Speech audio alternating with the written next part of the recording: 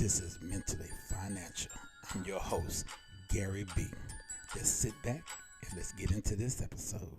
Peace. Track your spending. What does track your spending mean? When you find yourself possibly living from paycheck to paycheck, or not having to worry about making ends meet, it's essential to track the way your money is going, okay?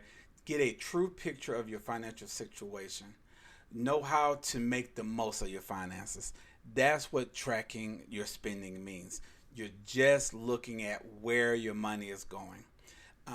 Like most recent, I was talking to a client who I was working money management skills, teaching her money management skills. I broke it down to where I was saying, hey, think about it this way. We all go through this. We riding down the street, leaving work, going to a friend's house, going home, whatever it might be. McDonald's, Burger King, Walmart, gas station, whatever. That impulsive spending, $5 to $10 a day can break you, y'all. And I don't mean break you in the sense you be broke and be all distraught. No. You add up $10 a day for a year, you done spent $3,300, y'all. $3,300. $3,000 that you could have put somewhere. You know what I'm saying? And we all do it. We all, stop real quick and spend $5 or $10. You know what I'm saying? I just use, 10 as an example. But some of us spend $2 and $3 and $5 or whatever it might be on frivolous stuff. We got food at home, but we still go to, to a fast food restaurant. You know what I'm saying? Now, I'm not saying that's wrong. But that's what we mean by tracking your spending. Okay, because you need to know where your money is going, okay? So I want you to take some notes of the following, okay? Fix your monthly expense, including the rent and utilities. What we mean by fixing the rent and utilities or mortgage or whatever it might be, you want to make sure whatever you're doing, that money is in the bank. That rent or mortgage money is always there, though that utility money is always there. If you don't have nothing else in your account, go automate it and put that amount in there. Definitely cover the rent, your mortgage, or your utilities, okay? Second thing, chosen add-ons like the internet, cable, streaming services, or subscriptions. Well, this is 2023. We can't get away with it. We need the internet. The internet is a main source of income for a lot of people. So we know we got to keep that internet there. But do you really need the cable? Do you really need cable TV? Now, if you got a good deal or that bundle that falls into your budget, keep working it. But you know how you get that 2-year contract, and then at the end, it goes to the real price? You might want to be smart and negotiate before it gets to that point, okay? So when you're coming up on your 24 months and or whatever your contract was, renegotiate. Try to be slick and get another promotional. But if you can't afford it, let it go. Streaming services or subscription services.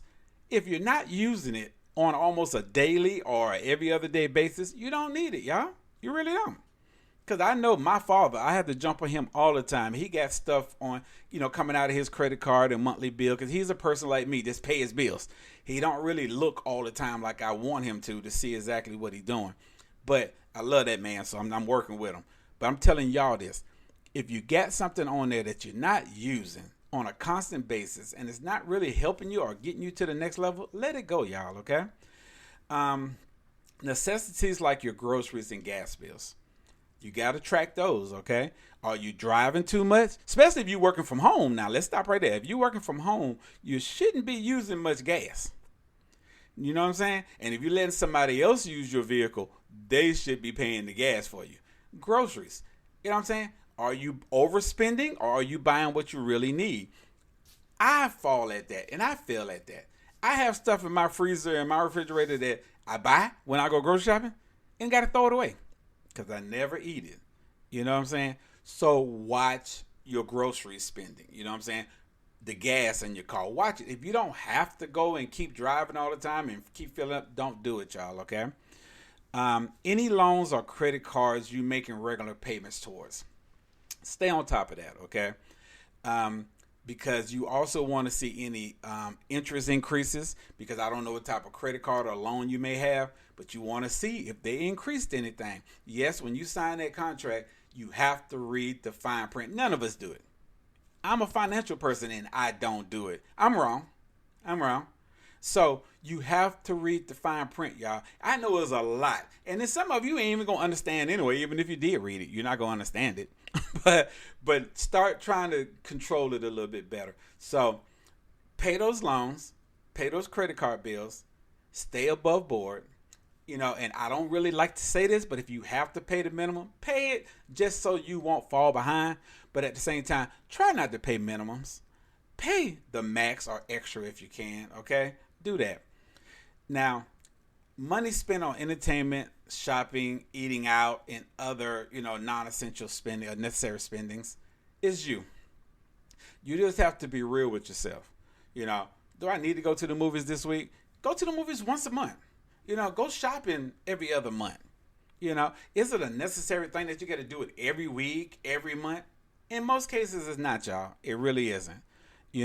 So look at those kind of things, all right? So those are the things that will definitely keep you above board if you just look at where your money is going.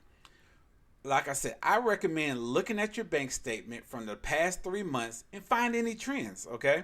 Because that will give you a clear picture of what you've been doing. Look at your banking statements, because if your bank is set up like mine, or in all of mine, anytime I use my credit card, anytime I use my debit card, anytime I do anything, move money or whatever, it sends me an alert.